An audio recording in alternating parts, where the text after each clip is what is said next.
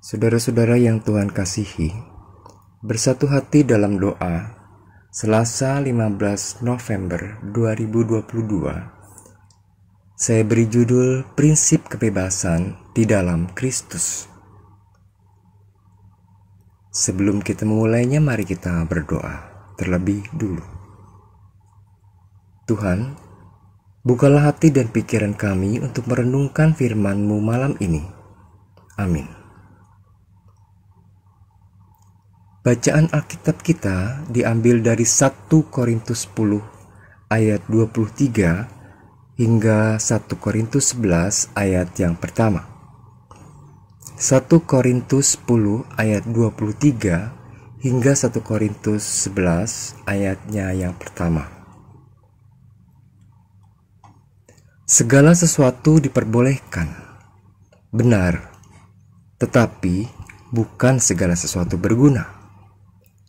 Segala sesuatu diperbolehkan, benar, tetapi bukan segala sesuatu membangun. Janganlah seorang pun yang mencari keuntungannya sendiri, tetapi hendaklah tiap-tiap orang mencari keuntungan orang lain.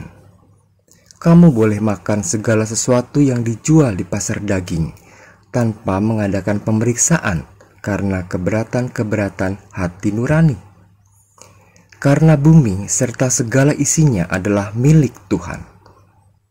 Kalau kamu diundang makan oleh seorang yang tidak percaya, dan undangan itu kamu terima, makanlah apa saja yang dihidangkan kepadamu tanpa mengadakan pemeriksaan karena keberatan-keberatan hati nurani. Tetapi kalau seorang berkata kepadamu, itu persembahan berhala, janganlah engkau memakannya, oleh karena dia yang mengatakan hal itu kepadamu, dan karena keberatan-keberatan hati nurani. Yang aku maksudkan dengan keberatan-keberatan bukanlah keberatan-keberatan hati nuranimu sendiri, tetapi keberatan-keberatan hati nurani orang lain itu. Mungkin ada orang yang berkata, mengapa kebebasanku harus ditentukan oleh keberatan-keberatan hati nurani orang lain? Kalau aku mengucap syukur atas apa yang aku turut memakannya, mengapa orang berkata jahat tentang aku karena makanan yang atasnya aku mengucap syukur? Aku menjawab, jika engkau makan atau jika engkau minum, atau jika engkau melakukan sesuatu yang lain, lakukanlah semuanya itu untuk kemuliaan Allah. Janganlah kamu menimbulkan syak dalam hati orang, baik orang Yahudi atau orang Yunani, maupun jemaat Allah. Sama seperti aku juga berusaha menyenangkan hati semua orang dalam segala hal, bukan untuk kepentingan diriku, tetapi untuk kepentingan orang banyak, supaya mereka beroleh selamat. Jadilah pengikutku, sama seperti aku juga menjadi pengikut Kristus. Demikian firman Tuhan.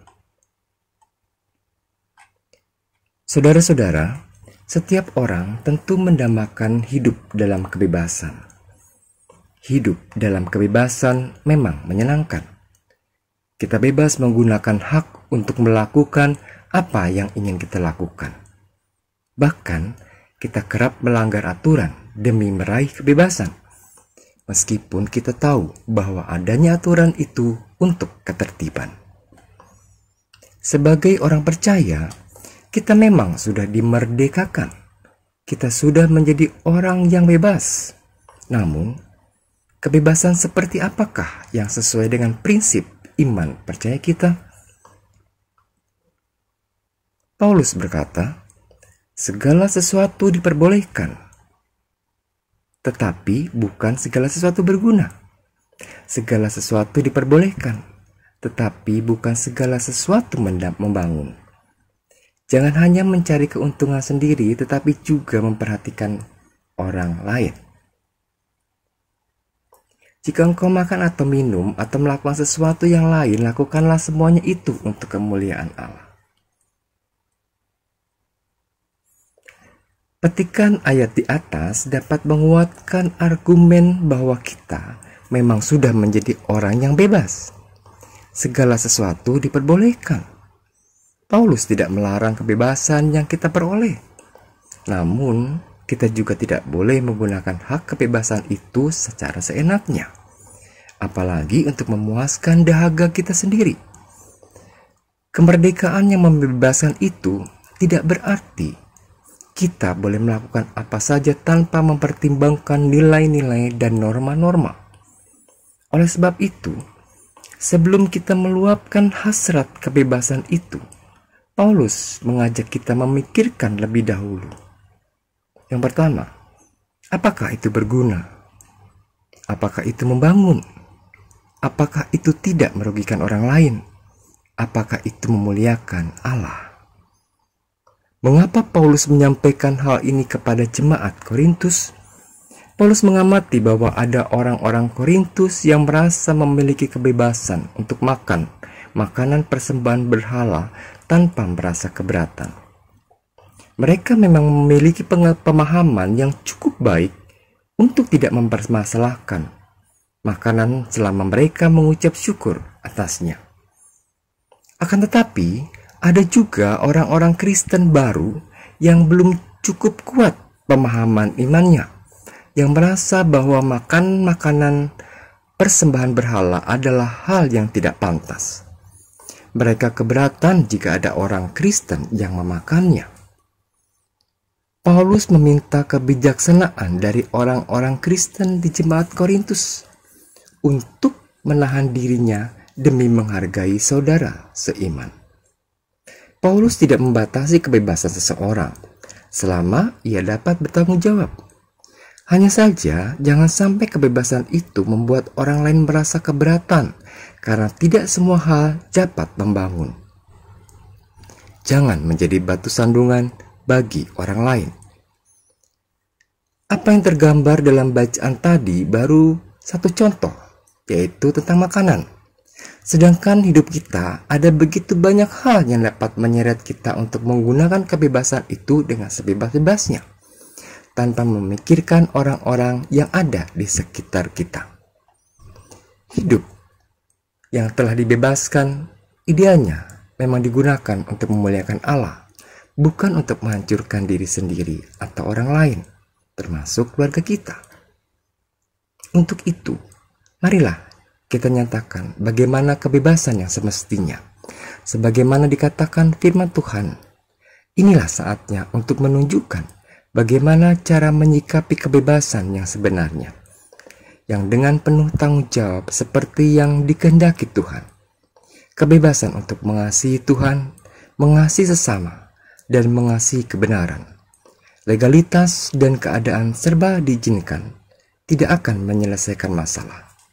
Kebebasan yang terkendali adalah prinsip yang harus ditaati.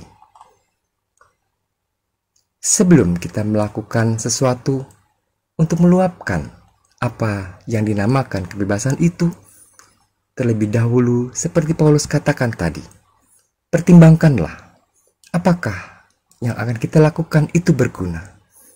Apakah yang akan kita lakukan itu membangun? Apakah yang akan kita lakukan itu tidak merugikan orang lain? Dan apakah yang kita lakukan itu memuliakan Allah? Amin. Mari kita berdoa. Tuhan, terima kasih. Engkau telah mengingatkan kami agar menggunakan kebebasan yang Engkau berikan untuk memuliakan nama-Mu. Berikanlah kami hikmat dan akal budi, agar kami dapat mempertimbangkan apa yang akan kami lakukan dengan kebebasan kami sebelum kami bertindak. Dalam kasih-Mu, Ia akan terus menyertai tidur kami sepanjang malam ini. Amin.